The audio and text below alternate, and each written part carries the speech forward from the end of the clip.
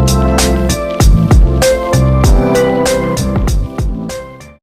what's up guys? Welcome back with Liyana Livon. My video today is about ionic bonding. But before I start, I want you guys to know about the three main bonding in chemistry, which is covalent bonding, ionic bonding, and metallic bonding. For today's video, the highlight is the ionic bonding. I hope that you guys can enjoy my video and can understand more about ionic bonding.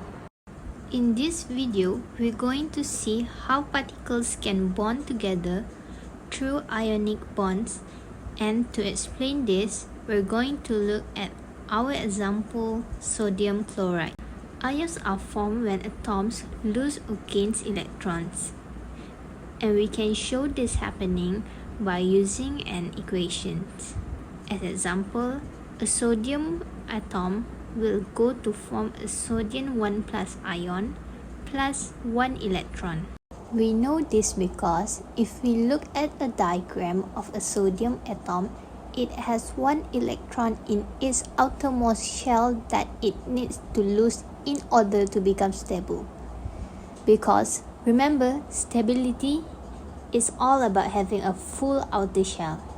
Meanwhile, for chlorine, we write that chlorine plus an electrons, which we can see it needs to complete its outer shell, goes to form 1 minus chloride ion. Now, this is all well in a good theory, but in real life, this reaction don't happen in isolation. Instead, we normally talk about a transfer of electrons from an atom that has too many, like sodium, to an atom that doesn't have enough, like chlorine. Once these electrons have been transferred, both atoms become an ions with full outer shell of electrons, so we put a big square bracket around them and they are charged at the top right corner.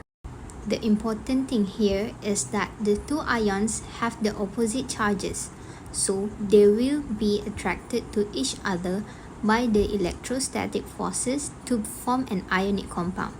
And we call this force an ionic bond, and it's really strong, similar in strength to covalent bond. These diagrams that we draw here called as a dot and cross diagram. Here, we're going to look at another example, and we're going to draw the same dots and cross diagram. For this example, we chose magnesium chloride, also called MgCl2.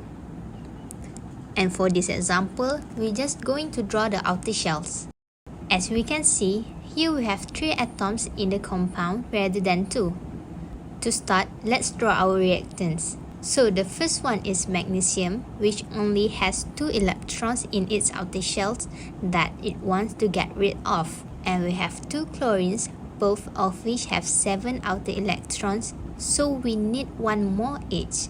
The next step is to think about where the electrons could move to make all the electrons have a full outer shells. And as a general rule, electrons will move from the metal to the non-metal. So in this case, magnesium can give 1 electron to each of the 2 chlorines. As a result, we'll end up with a magnesium 2 plus ion and 2 chloride 1 minus ion. This is now pretty much done. However, in dotted and cross diagrams that involve more than 2 ions, generally, they arrange the ions like they would be arranged in a real compound. So because the 2 chlorides will both be attracted to the positive magnesium, we will place them on either side of it. And that's all for this video. I hope that this video can help you guys to understand more about ionic bonds. See you guys in the next video. Bye!